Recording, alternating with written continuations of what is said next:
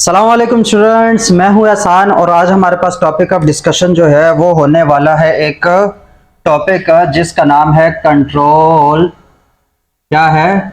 Control of breathing. क्या है हमारे पास? एक छोटा सा टॉपिक है, हम इसको बुक तक ही लिमिट करेंगे। कंट्रोल ऑफ ब्रीथिंग या फिर कंट्रोल ऑफ वेंटिलेशन।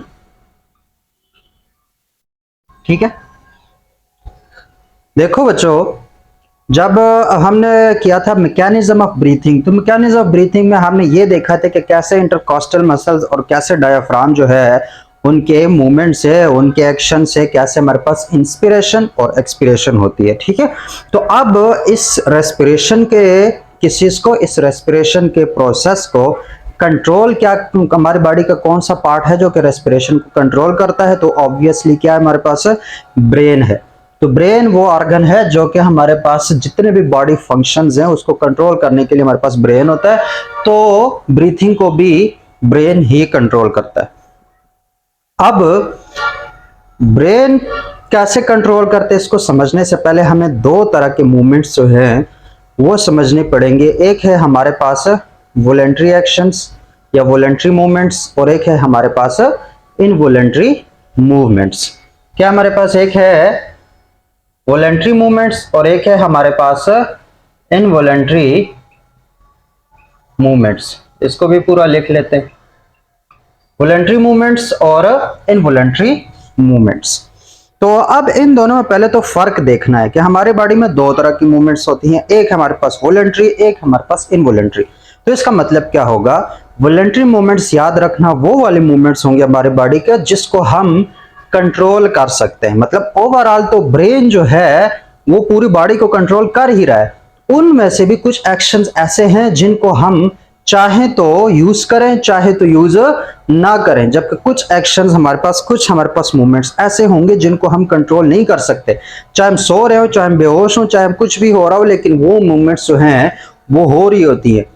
मिसाल के तौर पर अब हमारा दिल जो है वो धड़क रहा है। क्या हो रहा है? धड़क रहा है। तो ये जो दिल की धड़कन है, ये जो हार्ट बीट है, वो इसको अगर हम चाहें भी तो हम इसको कंट्रोल नहीं कर सकते। हम दिल की धड़कन को ज्यादा नहीं कर सकते, कम नहीं कर सकते, ये बस धड़क रहा है और हमारे कंट्रोल में नहीं है। तो ये कौन सी मूवमेंट होगी? ये हमारे पास होगी इनवॉलेंट्री मूवमेंट। इसी तरीके से अब ये मार्कर है, ठीक है, ये एक जगह पड़ा हुआ है, ये एक जगह पे पड़ा हुआ है। मैं क्या करता हूं, इन हाथों की मदद से हाथ को उधर ले जाता हूं और मार्कर को उठा के अपने पास ले आता हूं। अब ये भी ब्रेन ने ही परफॉर्म किया, लेकिन ये एक ऐसा मूवमेंट है जिसको मैं कंट्रोल कर पा रहा हूं, मतलब ये मेरी विल में है। चाहूं तो मैं इस मार्कर को उठा लूं, चाहूं मैं ना उठाऊं, ये मेरे कंट्रोल में है। तो ऐसे मूवमेंट्स जो कि हमारे कंट्रोल में होंगे वो है हमारे पास वॉलंटरी मूवमेंट्स। क्या है? Voluntary movements. और ऐसे मूवमेंट्स जो कि हमारे कंट्रोल में नहीं होते उनको क्या बोलेंगे हम? Involuntary movements. अब ये वॉलंटरी और इनवॉलंटरी का तो समझ आ गया। तो अब दूसरी जो हमारे पास कहते एक बहस छिड़ती है, वो ये छिड़ती है कि जो सांस है, क्योंकि हम रेस्पिरेशन का चैप्टर कर रहे हैं, तो जो सांस लेने का अमल है ये हमारे पास वॉलंटरी है या इनवॉलंटरी है? क्वेश्चन अगला ये है। तो सांस चाहे हम मतलब इसको ज्यादातर तो ये इनवॉलंटरी है। क्या है हमारे पास? इनवॉलंटरी है। इनवॉलंटरी इन द सेंस कि चाहे हम सो रहे हो, चाहे हम बातें कर रहे हो, चाहे हम बेहोश हूं, जब तक जिंदा हैं हमारी सांस जो है वो चल रही होगी, हमारा सीना ऊपर नीचे हो रहा होगा। तो इट्स मीन कि जो सांस लेने का अमल है वो हमारे कंट्रोल में नहीं है। ठीक है, लेकिन फिर एक क्वेश्चन और उठता है कि यार सांस, अब हम चाहें, अगर मैं भी चाहता हूं तो मैं अपने जो सांस है उसको रोक लेता हूं। ठीक है, मैं सांस नहीं ले रहा तो ये मेरे कंट्रोल में हुआ, तो फिर ये कंट्रोल मूवमेंट है या मतलब ऑटोमेटिक मूवमेंट है? तो ये जो मूवमेंट है रेस्पिरेशन, बेसिकली इसको तुम दोनों कैटेगरीज में डाल सकते हो, लेकिन एक्चुअली में ये हमारे पास ऑटोनॉमिक या फिर इनवॉलंटरी मूवमेंट है। क्यों? क्योंकि कुछ वक्त के लिए हम सांस को रोक सकते हैं। क्या है? कुछ वक्त के लिए हम सांस को रोक सकते हैं, हम सांस नहीं लेते, लेकिन क्या होगा कि उसके बाद एक वक्त आएगा कि अगर हम सांस रोके रखे तो एक वक्त ऐसा आएगा कि जो हमारे ब्लड में ऑक्सीजन है उसका पार्शियल प्रेशर बहुत डाउन कर जाएगा, हमारा बीपी बहुत डाउन कर जाएगा और हम बेहोश हो जाएंगे। जैसे ही हम बेहोश होंगे उसके बाद ऑटोमेटिकली हमारा जो involuntary control of the body है वो सिस्टम एक्टिव होकर दोबारा से उसको नॉर्मल पोजीशन पे ले आएगा। तो इट्स मीन के जो हमारे पास रेस्पिरेटरी सिस्टम है ये इनवॉलेंट्री है। क्या है हमारे पास है इनवॉलेंट्री, लेकिन ओकेजनली हम इसको कई मौके पर इसको हम कंट्रोल भी कर सकते हैं। जैसे कि हम कहीं पर जब पानी में तैरने लगते हैं या हम कोई गहरा गोता लगाते हैं तो उस वक्त हम अपने सांस को क्या कर लेते हैं, बंद कर देते हैं, कंट्रोल कर लेते हैं, तो वहां पर ये वॉलंटरी हो जाता है। लेकिन बाज औकात वो वॉलंटरी इसको कर सकते अपने कंट्रोल में कर सकते हैं, लेकिन वैसे हम किसी साथ बातें कर रहे हो, सो रहे हूं, बेहोश हूं या कोई भी ऐसे सीन हो तो उसमें ये सांस हमारी ये चलती रहेगी। क्या होती जाएगी, सांस हमारी चलती रहेगी। तो इट्स मीन कि हमारे पास बेसिकली क्या हुआ, इनवॉलंटरी एक्शन हुआ। तो रेस्पिरेटरी सिस्टम हमारे पास इनवॉलंटरी एक्शन है। कौन सा वाला एक्शन है, इनवॉलंटरी एक्शन है। कंट्रोल ऑफ ब्रीथिंग का मतलब यही है कि हमारा ब्रेन जो है वो कैसे रेस्पिरेटरी सिस्टम को कंट्रोल करता है। तो ये बहुत ही वास्ट टॉपिक है, चाहे मैं यहाँ पे पहले सारा ब्रेन समझा दूं फिर भी बहुत वास्ट टॉपिक हो जाएगा, चाहे मैं वो सारा मैकेनिज्म समझा दूं कि कीमो रिसेप्टर्स कैसे होते हैं, न्यूरोट्रांसमीटर्स कैसे काम करते हैं, मोटर न्यूरॉन्स कैसे एक्टिव होते हैं, सारी चीजें जो है बहुत ही लेंथी टॉपिक हो जाता है। और वो इस टॉपिक के लिए मतलब रेस्पिरेशन के लिहाज से इस चैप्टर के लिए वो जो है वो हमारे पास मौका और महल दोनों से आउट हो जाता है। तो यहां पर हम जो डिस्कस करेंगे वो टू द पॉइंट जो बुक में लिखा है सिर्फ उन बातों को थोड़ा समझने की कोशिश करेंगे।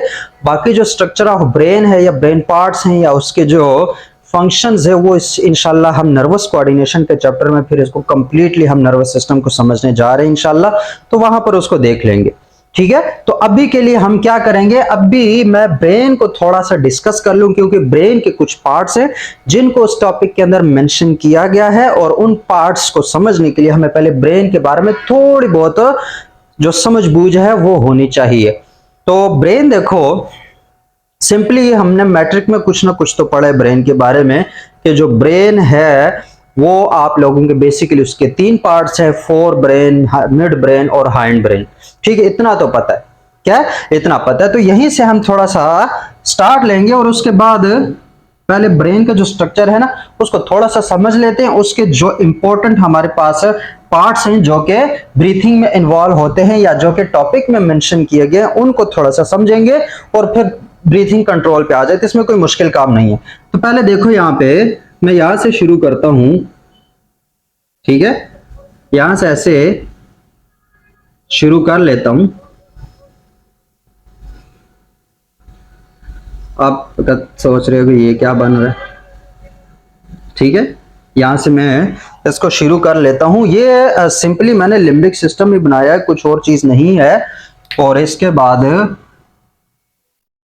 ऐसे भी बना लेते हैं, क्या कर लेते हैं, ऐसे भी बना लेते हैं। और उसके बाद थोड़ा सा मैं डिफरेंशिएट करने के लिए एक और कलर यूज कर लेते हैं, ऐसे।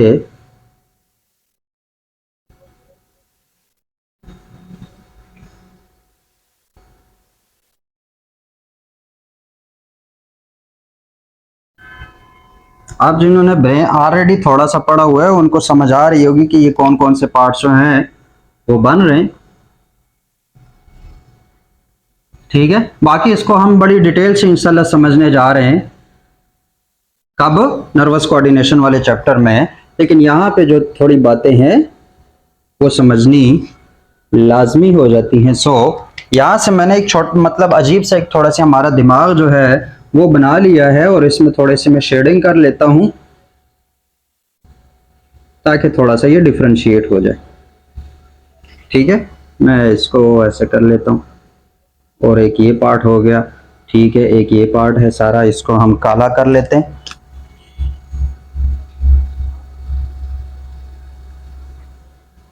और एक ये पार्ट हो गया।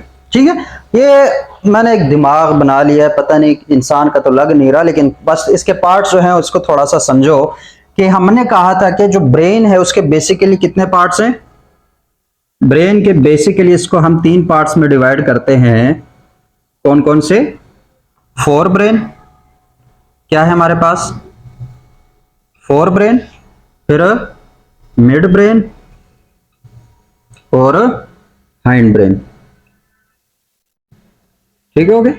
अब मिड ब्रेन इंसानों में बहुत रिड्यूस हुआ होता है, तो उसको यहाँ पे डिस्कस करने की ज्यादा जरूरत नहीं है, वैसे वो यहीं पे कहीं पे आके आ जाएगा मिड ब्रेन, लेकिन उसको नहीं डिस्कस करेंगे। हमारे पास मेन क्या है, फोर ब्रेन, मिड ब्रेन और हाइंड ब्रेन, ये तीन पार्ट्स हैं हमारे दिमाग के, ठीक है। अब फोर ब्रेन क्या है, ये सारा पार्ट जो कि आप लोगों को नजर आता है, कोई भी मगज तो सारों ने खाया होगा, तो वो जो मगज है या फिर अखरोट को छीलो तो उसपे भी जो स्ट्रक्चर आपको नजर आएंगे, तो उसमें ये वाला जो स्ट्रक्चर है जिसमें सर्कस और फिशर और ये सारा सीन बना हुआ है, इसको क्या बोलते हैं, इसको बोलते हैं फोर ब्रेन। क्या बोलते हैं, फोर ब्रेन। या इसके एक और बहुत प्यारा नाम है जिसको हम बोलेंगे सेरिब्रम। क्या बोलेंगे, सेरिब्रम। अब इस सेरिब्रम को भी कुछ लेयर्स ने जो है वो कवर किया होता है, ब्रेन का ही पार्ट होते हैं, याद रखना वो लेयर्स, उनको बोलते हैं सेरिब्रल कॉर्टेक्स। क्या बोलते हैं, सेरिब्रल कॉर्टेक्स। अब जो सेरिब्रल कॉर्टेक्स है वो हमारे पास इस टॉपिक में मेंशन्ड है, इसलिए ये बताना लाजमी था। उसके बाद ये जो पार्ट है, ठीक है, जिसमें अगर थैलेमस को निकाल दें तो हमारे पास क्या है, इस फोर ब्रेन के कितने पार्ट्स हैं, तीन ही पार्ट्स हैं ना। पहला क्या हुआ, सेरिब्रम हुआ, क्या हुआ, सेरिब्रम। दूसरा उसका थैलेमस है, क्या है हमारे पास, थैलेमस। और तीसरा हमारे पास लिम्बिक सिस्टम होता है, क्या है, लिम्बिक सिस्टम। अब लिम्बिक सिस्टम का नाम भी मेंशन है। लिम्बिक सिस्टम क्या है, ये ग्रुप ऑफ ऑर्गन्स है, मतलब छोटे छोटे से यहाँ पे स्ट्रक्चर्स है, ग्रुप ऑफ, जिसमें ये सारा जो आपको नजर आ रहा है ना, ये वाला, ये लिम्बिक सिस्टम है। क्या है हमारे पास, लिम्बिक सिस्टम। और इन ओवरऑल इस सारों को क्या बोलेंगे, फोर ब्रेन बोलेंगे। क्या बोलेंगे, फोर ब्रेन। अगर मैं ओवरऑल इनका फंक्शन बता दूं फोर ब्रेन का, तो फोर ब्रेन में मैक्सिमम जो होता है हमारे पास, ये वॉलंटरी एक्शंस को कंट्रोल करता है। किनको कंट्रोल करता है, वॉलंटरी एक्शंस को, ऐसे एक्शंस, ऐसे मूवमेंट जिनको हम कंट्रोल कर सकते हैं, उनको कंट्रोल करने के लिए फोर ब्रेन यूज होता है। जबकि जो हाइंड ब्रेन है वो ज्यादातर हमारे पास, हाइंड ब्रेन में ये तीन पार्ट्स हैं, ठीक है। हाइंड ब्रेन में एक है हमारे पास पोन्स, क्या है, ये वाला जो स्ट्रक्चर है, ये इसको कहेंगे पोन्स, अजीब सा नाम है वैसे, पोन्स ब्रिज को बोलते हैं इटालियन में, तो पोन्स। उसके बाद एक ये वाला स्ट्रक्चर है पत्ता से, इसको बोलते हैं सेरिबेलम। क्या बोलते हैं, सेरिबेलम। इसमें और इसमें कंफ्यूज ना हो जाना, ये सेरिब्रम है, वो सेरिबेलम है, ठीक है। इस दूसरा इसका कौन सा पार्ट हुआ, सेरिबेलम। और तीसरा और सबसे इंपॉर्टेंट जो कि ब्रीथिंग के लिए हवाले से है, वो ये वाला पार्ट है। इसको ओवरऑल हम ब्रेन स्टेम बोलते हैं, ठीक है। तो ये वाला जो पार्ट है उसको बोलते हैं मेडुला ओब्लांगेटा, मेडुला ओब्लांगेटा, ठीक है। ओब्लांगेटा भी बोल सकते हो, ओब्लांगेटा भी बोल सकते हो। तो मेडुला ओब्लांगेटा। तो हैंड ब्रेन के कितने इंपॉर्टेंट पार्ट्स है, पोन्स, सेरिबेलम, मेडुला ओब्लांगेटा। हम किसी चीज की डिटेल में नहीं जा रहे, बस थोड़ी सी मैंने ब्रेन को थोड़ा सा डिस्कस करना। फोर ब्रेन में सेरिब्रम है, थैलेमस है, लिम्बिक सिस्टम है। लिम्बिक सिस्टम में भी क्या, limbic system group of different structures हैं, जिसके अंदर सबसे इंपॉर्टेंट क्या आता है, लिम्बिक सिस्टम में आता है हाइपोथैलेमस। क्या आता है हमारे पास, हाइपोथैलेमस। अब ये हाइपोथैलेमस ही वो पार्ट है जो कि जब कब आपको प्यास लगेगी, या कब आपको प्यास लग रही है, कब आपको भूख लग रही है, आपकी बॉडी का टेम्परेचर क्या है, कैसे उसको मेंटेन करना है, आपकी स्लीपिंग साइकिल क्या है, कब जाग रहे हैं, कब सो रहे हैं, भूख कब, प्यास कब लग रही है, ये सारे जितने भी ये जो हमारे पास सिस्टम है, ये सारी जो एक्टिविटीज है, इनको कंट्रोल करने के लिए हाइपोथैलेमस आता है। क्या आता है, हाइपोथैलेमस। एक बात। दूसरी, इसी लिम्बिक सिस्टम में एक और पार्ट है एमाइगडेला। क्या है, एमाइगडेला। अब ये एमाइगडेला भी हमारे पास छोटे छोटे दानों की शक्ल में दोनों साइड पे, हमारे पास थैलेमस के दोनों साइड पे लगे होते हैं। और ये एमाइगडेला आपका बड़ा इंपॉर्टेंट पार्ट है, क्योंकि यही एमाइगडेला है जो कि आप मोहब्बत, मतलब लव, हेट, एंगर, रेज, और इसके अलावा और कौन सी फीलिंग्स हो सकती हैं, हेट, सेक्सुअल अराउजल, इन सारी फीलिंग्स को कंट्रोल कौन करता है, वो एमाइगडेला है, ठीक है। आपको किसी से मोहब्बत हो जाती है, वो इसका काम है। आपको किसी से नफरत होती है, इसका काम है। आपको किसी पे गुस्सा आता है, इसका काम है। आप और क्या, बाकी नहीं बताऊंगा, ठीक है, वो यहां पे बताने वाली चीजें नहीं है। तो ये सारे जो इमोशन से रिलेटेड काम है ना, वो एमाइगडेला, एमाइगडेला मतलब limbic system, emotions limbic system से रिलेटेड। एक और है इंपॉर्टेंट पार्ट इसका, जिसको हम बोलेंगे, क्या बोलेंगे, हिप्पोकैम्पस। क्या बोलेंगे, हिप्पोकैम्पस। हिप्पोकैम्पस तुम लोगों के ब्रेन का वो पार्ट है कि जो ये लेक्चर तुम लोग देख रहे हो, ये अभी देख रहे हो, लेकिन अगर ये लेक्चर याद रह जाता है तो वो जो शॉर्ट टर्म मेमोरी, अभी तुम लोग ये लेक्चर देख रहे हो तो कुछ चीजें समझ आ रही होंगी, ठीक है, ये तुम लोगों की शॉर्ट टर्म मेमोरी है। अगर दोबारा से इसको या गौर से नहीं सुना तो ये भूल जाओगे, लेकिन अगर ये लेक्चर तुम लोगों को लॉन्ग टर्म के लिए याद रह जाए तो इट्स मीन कि जो शॉर्ट टर्म मेमोरी है उसको लॉन्ग टर्म मेमोरी में कन्वर्ट करने के लिए ब्रेन का जो पार्ट यूज होता है दैट विल बी हिप्पोकैम्पस। वो क्या हमारे पास, इसका काम मेमोरी से रिलेटेड है। तो ये हिप्पोकैम्पस हो गया, मैगडेला हो गया, हाइपोथैलेमस हो गया, ये सारे पार्ट किसके हैं, लिम्बिक सिस्टम के। किसके पार्ट है, लिम्बिक सिस्टम के। और लिम्बिक सिस्टम किस चीज का पार्ट है, फोर ब्रेन का पार्ट है।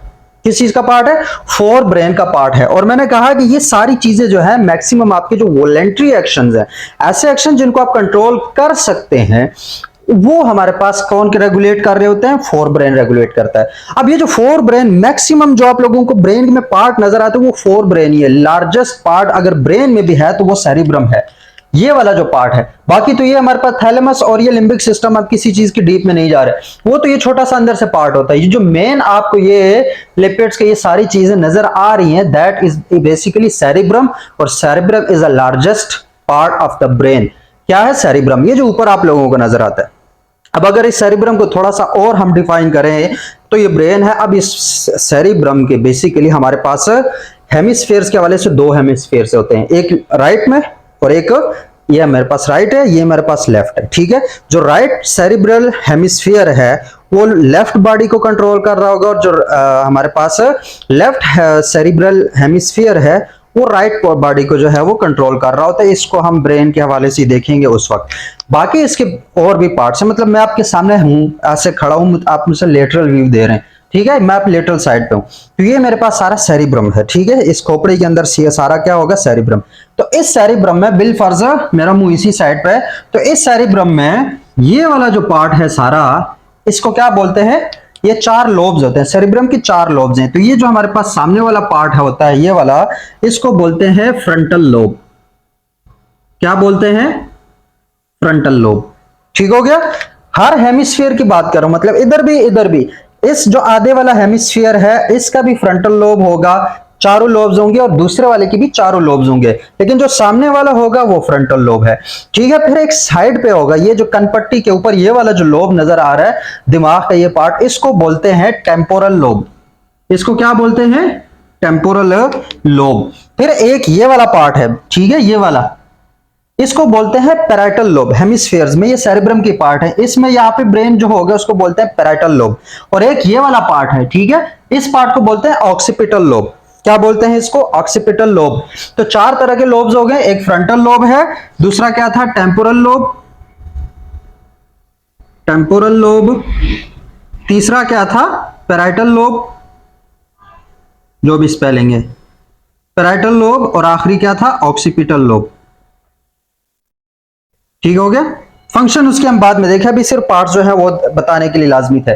सेरिब्रम, सेरिब्रम में चार लोब्स हैं, मतलब दो हेमिस्फीयर्स होते हैं, राइट और लेफ्ट। हर हेमिस्फीयर में चार लोब्स होते हैं, एक फ्रंटल लोब जो सामने वाला है, एक कनपट्टी जो होती है ये वाली, ये जो जगह है, इसको, इसके अंदर जो दिमाग होता है उसको बोलते हैं, क्या बोलते हैं, टेम्पोरल लोब। उसके बाद ये जो जगह है इसको क्या बोलते हैं, इसको बोलते हैं पैराइटल लोब। और ये जो जगह है इसको, यहाँ पे क्या होगा हमारे पास, कौन सा लोब होगा, ऑक्सीपिटल लोब होगा। इसलिए अमूमन तुम लोगों ने देखा होगा, वैसे ऑक्सीपिटल लोब जो है वो नजर को है कंट्रोल कर रहा होता है। तो यहाँ पर अगर कोई चोट वगैरह आ जाए तो अमूमन जो है नजर चली जाती है, वो इसी वजह से होता है, क्योंकि यहाँ पे ऑक्सीपिटल लोब होता है, ठीक है। उसी ऑक्सीपिटल लोब के साथ अंदर की तरफ, ये दिमाग के अंदर जो है हमारे पास थैलेमस और लिम्बिक सिस्टम प्रेजेंट होता है, और नीचे करके ये इन एरियाज में आपका सेरिबेलम होता है, ठीक है। सेरिबेलम का मेन काम होता है बॉडी बैलेंस, ठीक है, इक्विलिब्रियम में बॉडी को रखना। आप दौड़ रहे हैं, आप भाग रहे हैं, तो आप गिर नहीं रहे, वो जो बॉडी का पूरा बैलेंस है उसको कंट्रोल सेरिबेलम करता है। और भी इसके फंक्शंस हैं, बड़े इंपॉर्टेंट फंक्शंस हैं मोटर मेमोरी के फॉर्म में, वो उस वक्त हम डिस्कस करेंगे। पोन्स है, इसका काम भी इनवॉलंटरी एक्शंस में होता है, याद रखना, ठीक है। हैंड ब्रेन में ये जो क्या हमारे पास पोन्स है, सेरिबेलम है, medulla oblongata maximum involuntary actions को कंट्रोल करता है। जैसे हार्ट बीट टाइप हो गया, ब्रीथिंग हो गया, उसके पैटर्न्स को कंट्रोल करने के लिए पोन्स यूज होता है। और ये जो हमारे पास मेन चीज है ब्रीथिंग हमारे पास मैकेनिज्म के लिए, वो हमारे पास ये वाला पार्ट है, ये जो नाली सी नजर आ रही है जिसको बोलते हैं मेडुला ऑब्लोंगेटा। क्या बोलते हैं इसको? Medulla oblongata. ये आपकी बॉडी के जितने भी इंपॉर्टेंट इनवॉलंटरी एक्शंस है, आपका दिल, आपके पास ऐसे मसल जो हर वक्त चल रहे होते हैं, उसमें दिल के भी मसल्स आते हैं, दिमाग आपका हर वक्त चल रहा होता है खुद ही। उसके बाद क्या है हमारे पास? रेस्पिरेशन, हमारे पास ऑटोनोमिक सिस्टम है। तो वो सारे कंट्रोल कौन करता है? Basically medulla oblongata. क्या कंट्रोल करता है? Medulla oblongata. तो होप्स हो कि दिमाग से रिलेटेड कुछ चीजें जो हैं वो जहन में उसके बेसिकली जो पार्ट्स हैं वो बैठ गए होंगे। क्या है? फ्रंटल लोब या सेरिब्रम है, उसके बाद थैलेमस है, लिम्बिक सिस्टम है, उसके बाद क्या है? सेरिबेलम है, पोन्स है और मेडुला ऑब्लोंगेटा, और इनमें बीच में यहाँ पे मिड ब्रेन होता है। उसका यहाँ पे कोई डिस्कशन के लिए बात नहीं बनती। तो ये तो हो गया हमारे पास बेसिक कुछ दिमाग जिसके बारे में। अब जो नाम यूज हुए, दिमाग के जो पार्ट्स यूज हुए जो कि ब्रीथिंग सेंटर में इन्वॉल्व है, उनमें यूज हुआ है एक हमारे पास सेरिबेलर कॉर्टेक्स। ठीक है, ये जो outer layer of the cerebrum है इसको सेरिब्रल कॉर्टेक्स बोलते हैं। तो ये भी फोर ब्रेन का ही पार्ट बन सकती है, तो इट्स मीन कि ये भी वॉलंटरी एक्शन में इन्वॉल्व होगी। तो सेरिब्रल कॉर्टेक्स एक इसका नाम यूज हुआ है, एक लिम्बिक सिस्टम का नाम यूज हुआ है, और एक हमारे पास मेडुला ऑब्लोंगेटा, उसका नाम तो मस्ट यूज होना है। तो ये तीन नाम यूज हुए हैं। बाकी अब इनको आपको ये पता है कि सेरिब्रल कॉर्टेक्स क्या है, लिम्बिक सिस्टम क्या है, और हमारे पास मेडुला ऑब्लोंगेटा कहां पर है, और कौन से एक्शंस को कंट्रोल करता है? इनवॉलंटरी एक्शंस को कंट्रोल करता है। तो अब थोड़ी बहुत हमें नर्वस सिस्टम का पता चल गया। तो अब देखो कंट्रोल ऑफ ब्रीथिंग जो टॉपिक में लिखी गई, वो जो कुछ लाइनें लिखी हुई वो कितनी आसान है, उसी को डायरेक्ट डिस्कस कर लेते हैं।